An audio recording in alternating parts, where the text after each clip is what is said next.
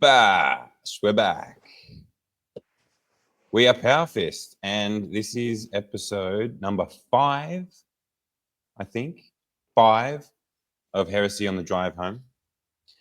What's been happening, Kieran? Not too much, mate. Was trying to prepare for this episode earlier and get some good photos up with the pre-shade material, and then realised that I had none, so I had to quickly airbrush up a couple of examples. But I don't know. I'm not sure what's happened on my computer, on the hard drive or something. All the saved images are gone, a lot of them, for the tutorials and that kind of thing. So I'll have to sort that out. But all good, ready to go. Got some things sorted out, so we've got some good images to share. Yeah, that is dedication to all the lovely listeners who, I have to say, have been leaving some amazing comments on our videos. Yeah. I don't normally read them, but you've been reading every single one and replying to pretty much everyone. I'm overwhelmed with the positivity, the comments. Everyone's just been so lovely, supportive. People are sharing some really thoughtful and insightful comments as well, with their opinions on things too, and that's always great to read. So thanks everyone. Please continue. It helps us. Yeah, there've been some great comments, like some really kind of long form comments that have gone into a lot of detail, and then also just some short, friendly comments of encouragement. Like, had someone saying they loved the thumbnails the other day, which is fantastic. Yes. I know you have a lot of fun with them, so I don't know what I'm going to do. People are enjoying them. Actually, ugh. Yeah, I don't know. I have to think about that. Yeah, I'll have to go to visit Meme Generator. Today we're talking about pre-shading. Yeah. Now, it is probably a term that is synonymous with Horus Heresy style of painting. Would you agree? Yeah, I think so. Like, obviously, you can use pre-shading in any kind of style, but it does, it is at its very best when you use an airbrush. And I definitely think that I kind of associate airbrushing more with Heresy armies than I do with the other gaming systems, I suppose. So pre-shading is an important part, and it was introduced and laid down by Cult of Paint and MKA in the early days of the Heresy, and it's just I think been an important part for a lot of Heresy hobbyists through their hobby kind of experience of the Heresy. So pre-shading, it's the foundation of airbrushing, so it's an important part of the hobby for sure. Also, I mean, it's existed for a very long time. With scale modeling and that sort of stuff, the way they modulate vehicles in their pre-shading stages and whatnot. And would you say over the last sort of 10-ish years, where airbrushing has kind of started to become mainstream in our hobby, that pre-shading has started to become a lot more prevalent? Yeah, definitely. Like you said, these things have been around for a long time, but they haven't really kind of been a main part of the mainstream of kind of Games Workshop and Warhammer hobbying. But they definitely are now. There are a lot of people out there doing airbrushing courses and learning how to airbrush. And, I feel like airbrushing back in the day had a little bit of a stigma about it. Like, people kind of thought it was cheating, or it was a bit lazy, or it just didn't look that good. But these days, it's essential to my hobby. I wouldn't be seen without it. And there are so many courses around, people doing it, online stuff like Cult of Paint, and then in-person courses like, Meta's Miniatures, and a whole range of different people doing, airbrush training for people. It's never been kind of more accessible. And it's such an important part of the hobby, I reckon. Yeah, absolutely. Which brings us on to pretty much the importance of the pre-shade stage.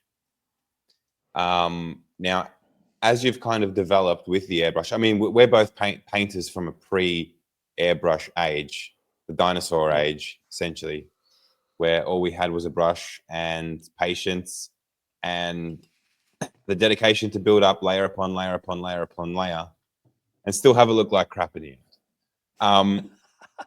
I mean, the efficiency that an airbrush provides, especially to this stage of a color scheme, for example, is super significant. I mean, you blow so much time away with this important pre-shading stage. I guess the way I see it, I don't know if your opinion is different, Kieran, but the way I see it is it gives you a real chance to define shapes on the model, create interest, and also simulate some type of light source coming to the model, whether that's, directional or maybe like zenithal from the top down, whether that's coming from the front and the back.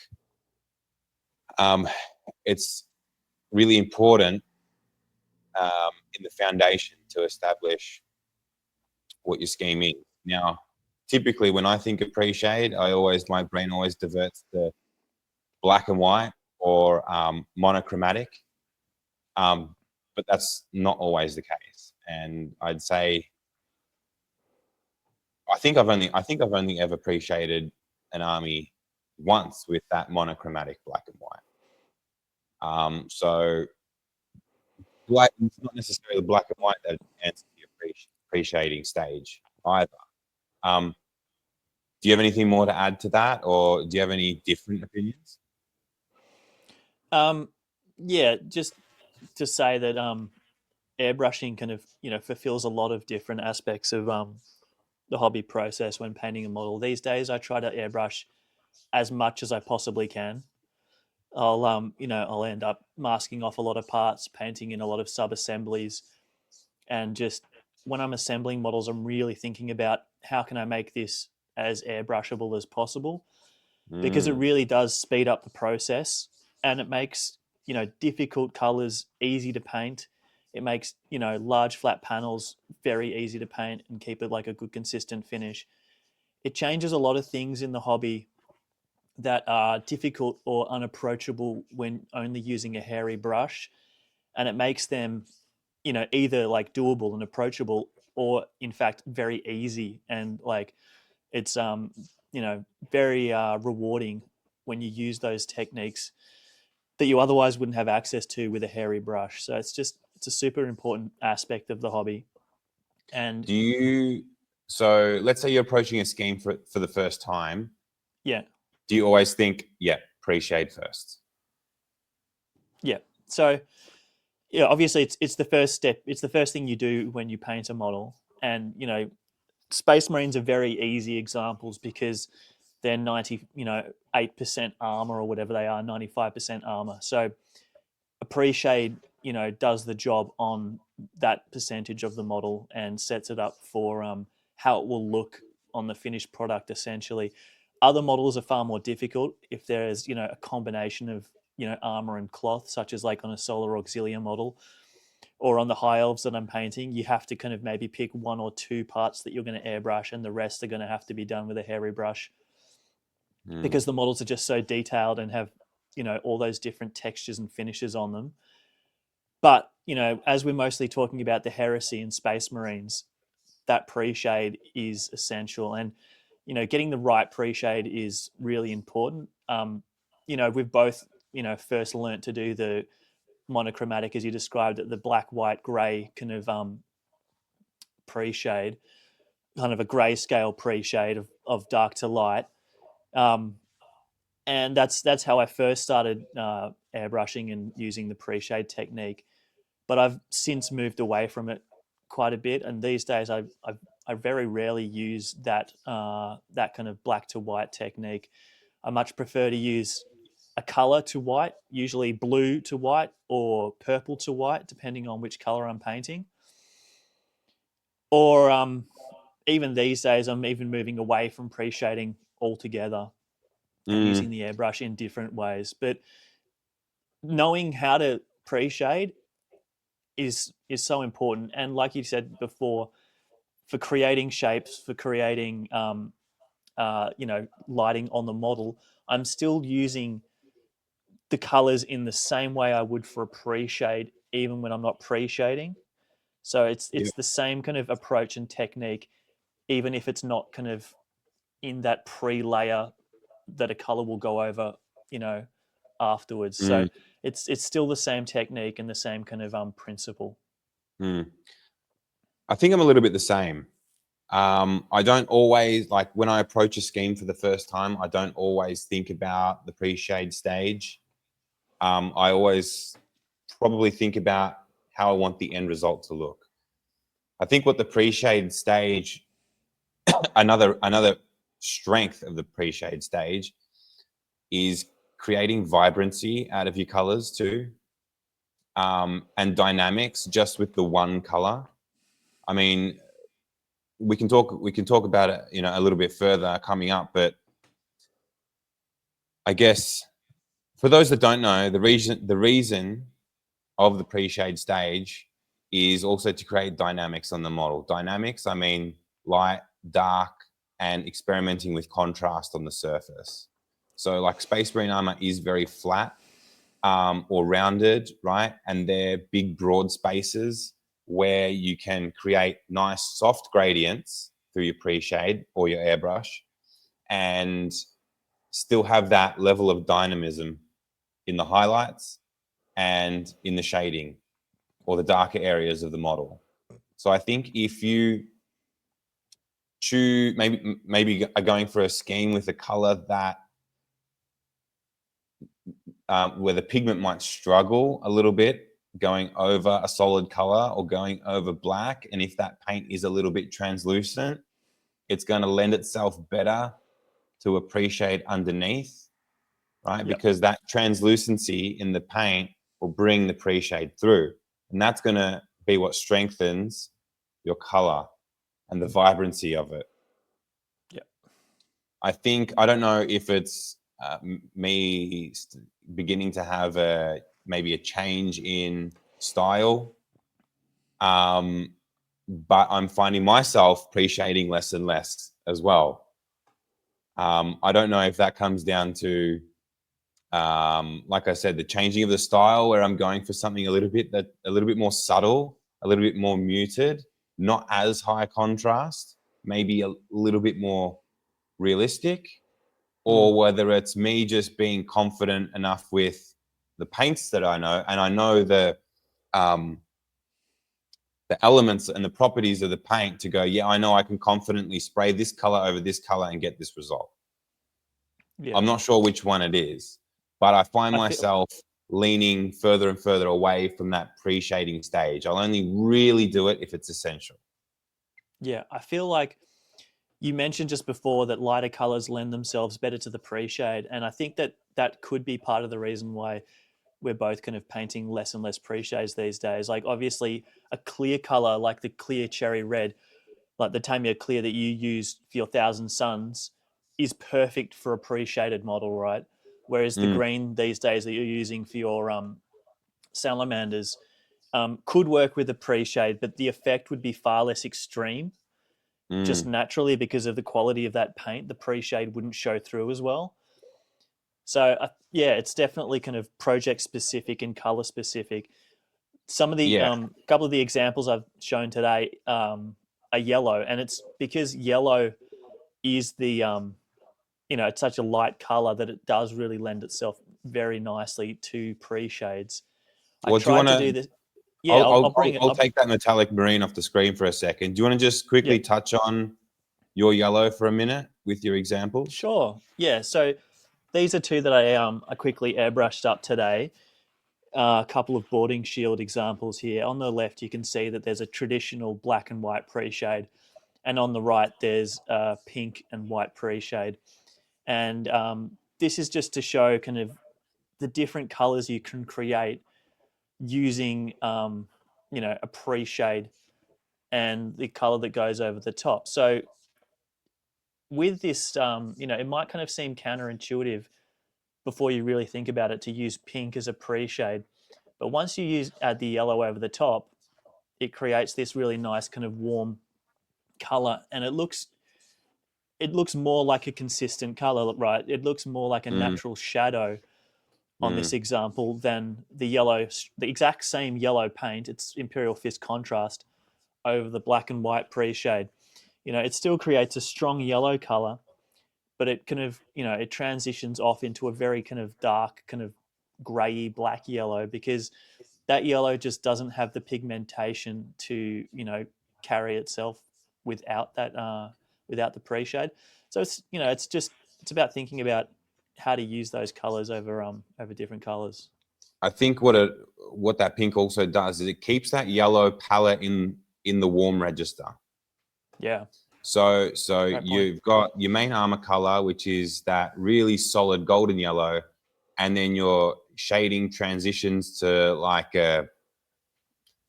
it's like a burnt orange, right? But it's still really warm. Yeah. And that is because of the properties of the pink, right? The translucent yellow going over the pink creates that beautiful warm orange. And that whole scheme now is still kept in that warm register. Whereas if you go over to just the grayscale pre-shade, because yellow is such a warm color and it's going over black, which is arguably one of the coldest colors, because black is mostly made up of blue, right? Then it starts to turn almost green in the shading. And I think nearly everyone's come across that shaded yellow army where yellow's gone straight over black and it looks really garish and green, because you get that mix of yellow and the blue in the black, which makes green. Yeah. So as you were, speaking there about the blue and the black, got the perfect example here. I've done another two shields here. Again, on the left, we've got the traditional monochromatic pre-shade, and then on the right, we have a blue and white pre-shade. In retrospect, in hindsight, I should have gone with a darker blue. This kind of mid-tone blue doesn't really cut it for the example I was trying to show. And I'll bring up that image now. I painted striking scorpion contrast green over the top. And as you can see, like, I've applied the same amount of green to each shield, but that mid-tone blue just wasn't dark enough. Something like a navy blue would have been far more appropriate. As you can see, the contrast is much nicer on the black and white monochromatic shield, but there is a richer green in the shadows of the blue. So if I had have gone with a bit of a darker blue to kind of, show off that example, a bit better. And if I had more time and I wasn't kind of rushing around with it today, I would have gone back and tried that again. It's just that blue in the contrast in the shadows is really nice. And like you said, that black having a lot of blue in it does lend itself to these kind of cooler colors. So if I did a light blue over a black and white monochromatic one, that'd probably even look, better again than this green, for example. Yeah, that's awesome. Super interesting. Love it. What a green. And yeah, I know it is a nice green. And I was just going to say that these examples I've been doing with the white and the pink for the yellow on that shield is quite an extreme one. This example here of a Legionis Imperialis tank is far subtler. You can see that there is dark pink on parts of the model, but in general, it's a very kind of light pre-shade, which lends itself to a more kind of natural and a kind of, a nicer gradient, I suppose, on the finished model. Unfortunately, I don't have any pre-shade pictures of this Eldar or Tark, but I've used the exact same colors to paint the yellow on him. The only difference is that I've gone back in afterwards and added a few kind of edge highlights by hand with the hairy brush. But that is exactly the same, recipe of I think it's like, Warlord Magenta or whatever with white in the pre-shade, and then Imperial Fists contrast yellow just straight over the top. And like I was saying earlier, you have to be very subtle with the pink in the when you're doing the yellow, because of how light the yellow is. And then conversely, on that green example, I needed to be much stronger with the blue because of how kind of the pigmentation in that green, and it's a much stronger color than the Imperial Fist yellow. So it's just it's about finding that balance, and again, that's what test models are for. So yeah. Sorry, just to bring this back up, what sort of Imperial Fist is this? Sorry? I said, what sort of Imperial Fist is it? An Imperial Fist with style? I don't know. That's not Heresy, man. Fuck. They were in the Heresy. Yeah. No, I got that model. That was when Games Workshop sent out the $20 gift voucher or whatever to everyone, and I was like, there's nothing I want on the Games Workshop site for $20, and I managed to find this one for, I think it was something pretty close to that, and bought it and painted it. But that was about it. It's a nice, fun little distraction, and like like painting a bit of yellow. Model. It is a sick model, and I can practice some of my high elf colors on there and stuff as well, which is cool. Well, funny you talk about different colors. I mean, I didn't airbrush today like a maniac, just for this podcast. However, I went back into the archives. I found this old night scheme that I did years and years ago. We're definitely going to have to do an episode on some weathering. Yeah. I think so. I think so for sure. That's lovely. But this was actually pre-shaded with brown and white. So I used a dark brown, like a Rhinox hide, I think it was, and then did my soft gradients over the top. It's a little bit hard to tell from this photo because of the weathering and stuff that's gone onto it. You can see like almost like this subtle filter that goes around the shoulder pad, around the edges, yeah. Where that minty green starts to get muddy towards, and by muddy I mean kind of muddy, browner. So sometimes when describing colors is sometimes like describing wine. You know those people who describe wine, they're like, oh yes, it's a bouquet of cherries and mushroom. I feel like that's sometimes talking about paints. So you get that minty sort of teal color in the center of the pad. And then as you work towards those outer edges, it does start to get muddier and dirtier. And that's where I've kind of built up the subtle contrast in this pre-shade stage as well, because a color like teal is a little bit tricky to try and pre-shade, where you maybe don't go too green or too blue into the, or too gray even into the recesses. So that's another example of using some different colors. And I can imagine it would be a difficult color to highlight as well, right? So the pre-shade is really important there. It does a lot of work for the scheme. And I was going to ask about your Thousand Suns as an example as well, because pre-shading can be an important step when using colors that you can't highlight properly afterwards. When you need to do highlights in that pre-shade stage, and that's particularly the case if you're using inks that you don't have an exact kind of color match for with a paint that's brushable, and it's even more so the case with Tamiya clear colors, which are completely unusable with the brush, right? So do you want to talk about a little bit about that with the with your Thousand Suns scheme? Well, because I had to use the lacquer red, being the Tamiya clear red, like you said, I didn't have a highlight color.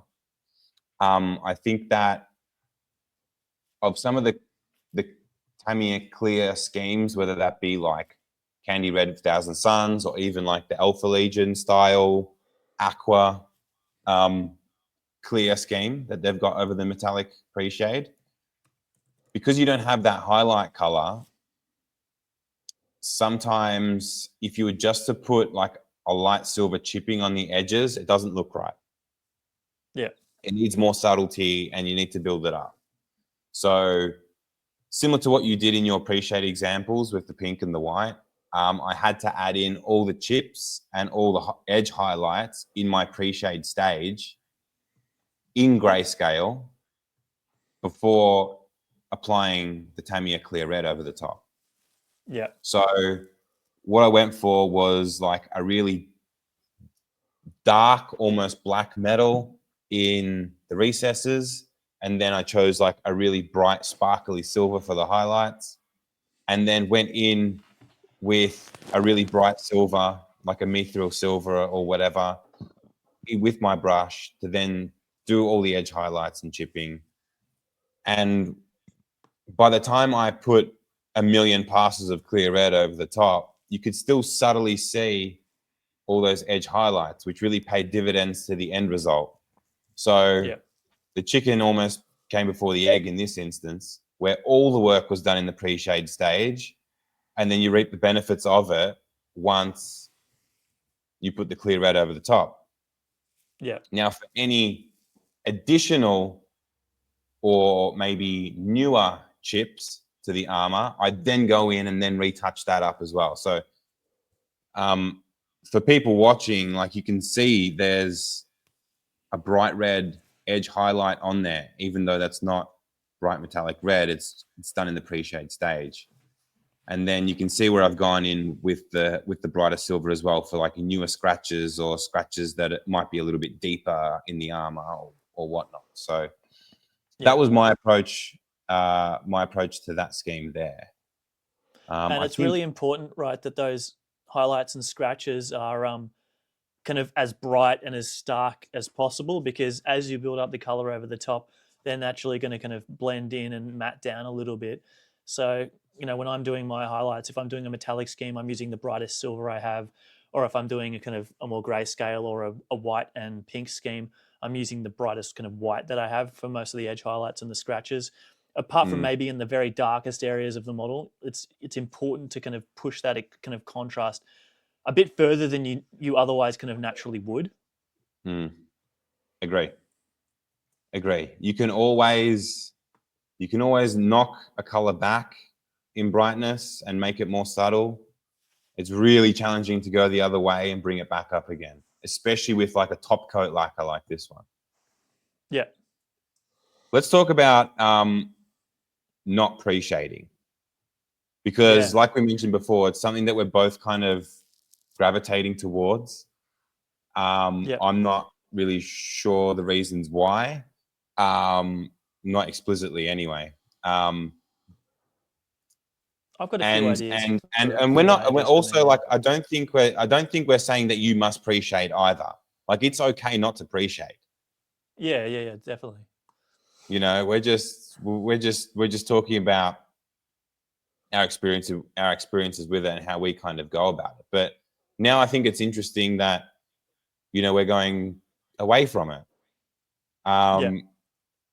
To touch on the Sallies that I'm working on now, in my experimentation phase with this scheme, I did first go for a pre-shade.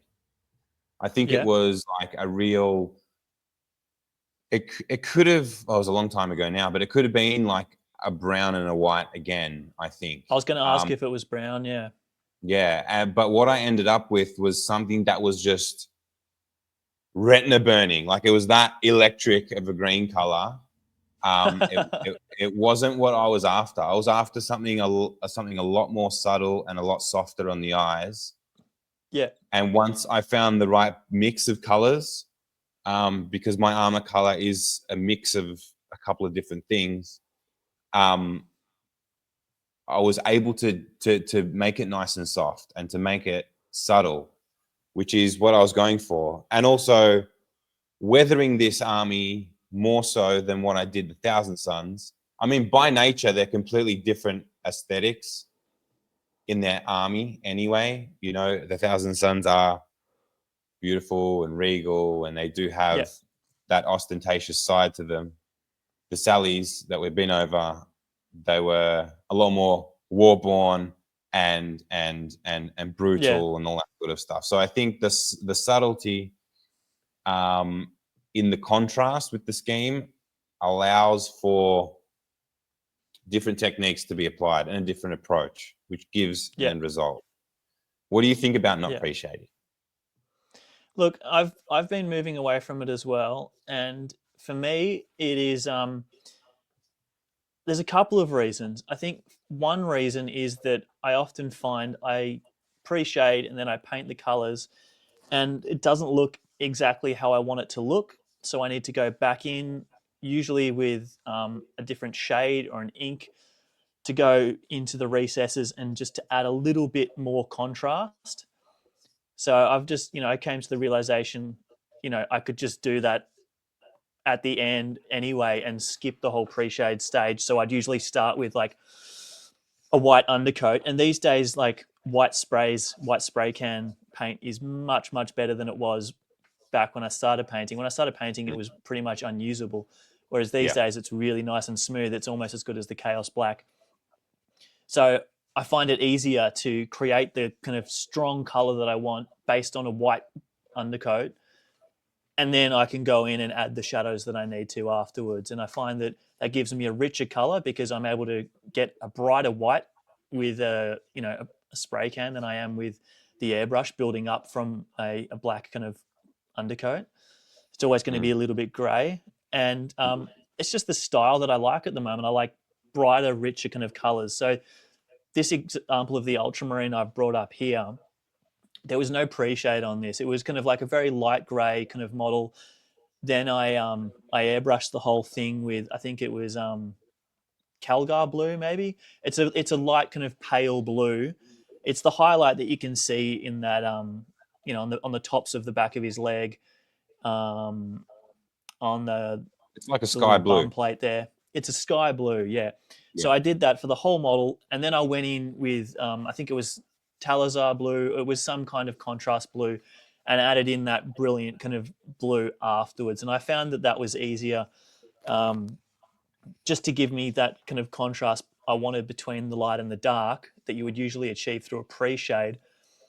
But I was able to do that with the full richness of colors because there wasn't kind of like a darker pre-shade color leaching away, the vibrancy of those colors. And I found it quicker and easier, and it gives me that kind of brighter effect and that look. So it's less kind of natural and less kind of scale modeler kind of look. It's definitely kind of not that kind of traditional old school Heresy look, but it's a look that I really like. It's kind of a combination of the bright kind of rich colors of 40K with the weathering and the subtlety of 30K. So it's kind of what I've been enjoying painting at the moment. And that's with those bright color schemes. Then there are other color schemes, of course, like a black color scheme where you can't do a pre-shade, right? Like everything you do is a highlight on that black base. And then, of course, you can go back and knock it back with different colors to give it a glaze or to shade it in some way. So this model, for example, this Dark Angel here, I just, Chaos Black, sprayed it Chaos Black, and then, used some light gray and a little bit of white just to highlight it subtly. Added in the little pre-shade scratches as I always would. And then I just gave it a very thin coat of Achillean green, which gave it a kind of a little bit of a green tint there. So again, that's, you wouldn't pre-shade a black model anyway, but I found, it's using kind of a similar kind of technique that I used on that ultramarine, just on a black model. And then I've also been doing it on some of the metallic models that I've been painting recently. So just trying to bring it up here. There we go, the Emperor's Children, the metallic pink. And I didn't do a pre-shade for this model, right? I just painted him in the brightest silver I had, and then I started adding the pinks and the purples over the top, and just added the darker purples and pinks into the areas that I wanted to be darker. So they have that full vibrancy of color. There's no black kind of or darker metallic to drain that color away. They've still got that full oomph of the pigment of the color.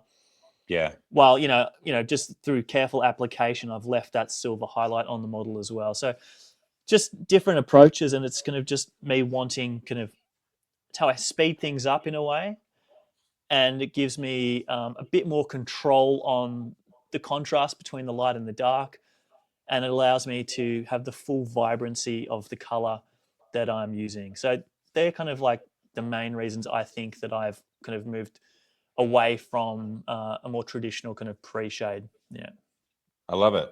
That's a great explanation. What a great way to close things out, Kieran. You're a natural.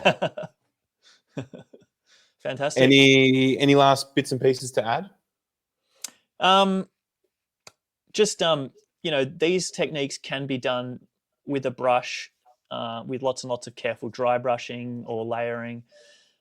But if you want the best result, unless you're like an absolute master and you're winning golden demons and what have you, you'll need an airbrush. So I'd always encourage people to get an airbrush, even if it's a cheaper one. It's a great investment. I bought my airbrush 6 or 7 years ago. I've had no issues with it. I've used it ever since. I've had to replace one small compressor. That's it. And I use it on every single army I paint and pretty much every single model. I airbrush as much as I can these days. It's the one thing in the hobby that has kind of progressed my painting to the next level more than any other technique or hobby tool, the airbrush. It's just taking it to the next level. It allows you to do things that you don't feel that you're capable of without one. It makes kind of difficult colors like yellows, blacks, and whites very easy, very approachable. It makes them some of the easiest colors to paint. And it's not necessarily directly related to pre-shading, but I'd just say that airbrushing is a very important part of this technique. And I would encourage everyone who has the capacity to get an airbrush or learn how to airbrush and just add it to their hobby arsenal. Of course, it's not for everyone. Many people, just like to play the game, get their stuff done as quickly as possible. But if you're serious about your painting, I would highly encourage you to get an airbrush. There are so many ways to learn online these days, or you can go to a course in person. There are many, many ones run throughout the Heresy community and the gaming community in general. Metas Miniatures does a great course. Get into airbrushing. That'd be my hot tip for today. Excellent. So for everyone else, you know what to do with the YouTube stuff. Feed that algorithm.